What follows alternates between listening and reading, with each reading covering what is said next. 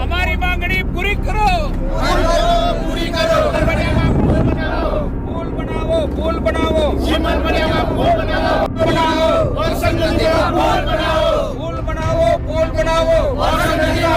बनाओ। अंदोड़ा सिमल पड़िया में और संग नदी में पुल बनाओ, पुल बनाओ, पुल बनाओ, पुल बनाओ, पुल बनाओ, पुल बनाओ। और संग नदी में पुल बनाओ, पुल बनाओ, और संग नदी में पुल बनाओ, बनाओ, पुल बनाओ, पुल बनाओ, पुल बनाओ, पुल बनाओ।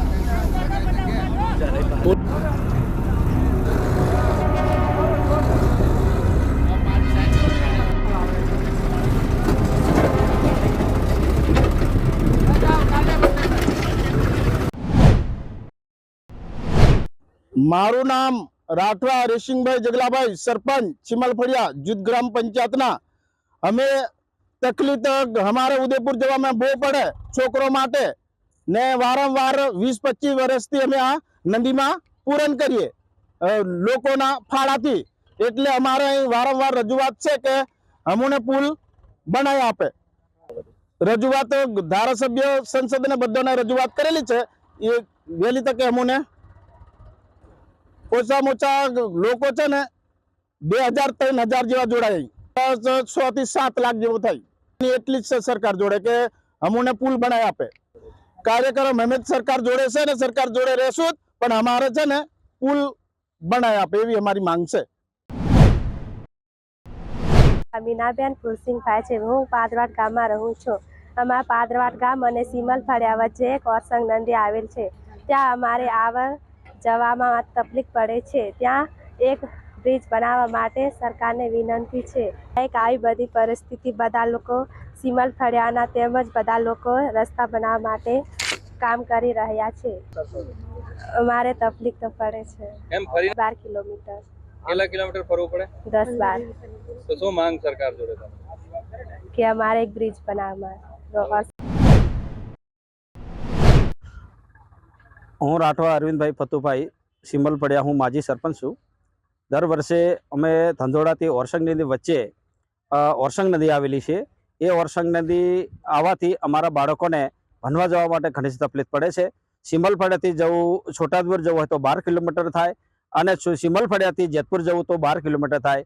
તો અમારે એક જ સરકાર જોડે વિનંતી છે કે આ જે બ્રિજ બને તો અમારા આદિવાસી ખેડૂતોને તથા વિદ્યાર્થીઓ છોટાઉદેપુર ભણવા જાય, અને આ પુલ બનવાથી અમારે દરેક ડેરીનો પણ વિકાસ થાય, અને ખેતીને લગતા જે કંઈ લાવું માલ સામાન હોય એ પણ અમારે નજીક પડે.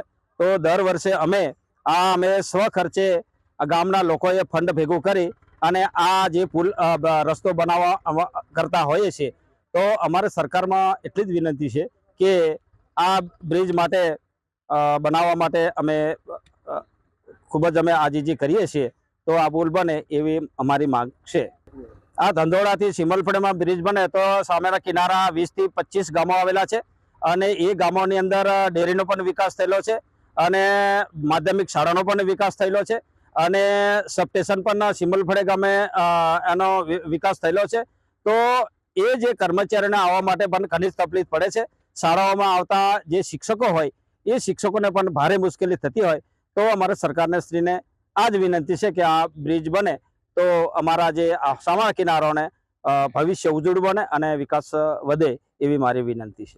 12 થી 15 કિલોમીટર છોટાઉદેપુર જવું હોય તો આલો ફેરો પડે છે.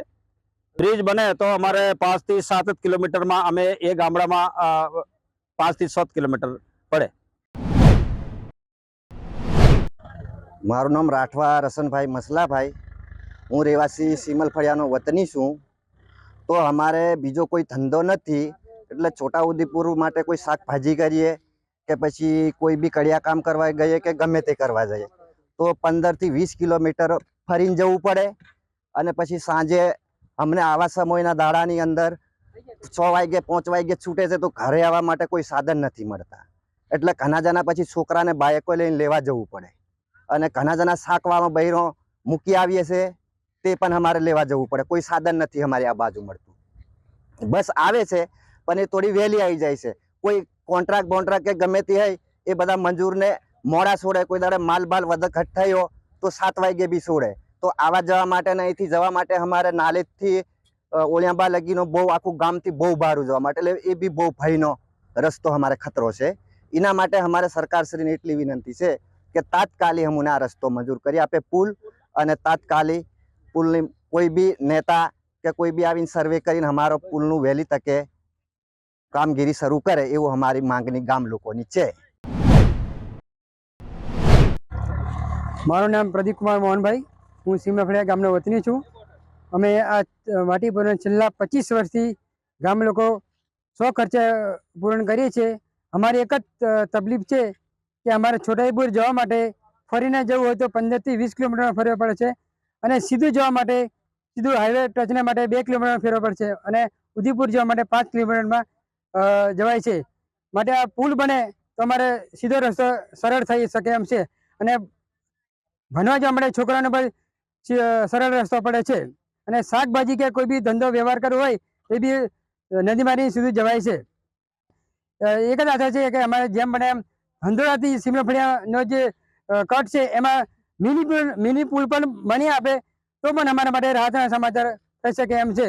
તો સરકારને રજૂઆત છે કે તાત્કાલિક ધોરણે આનું કામકાજ ચાલુ કરે.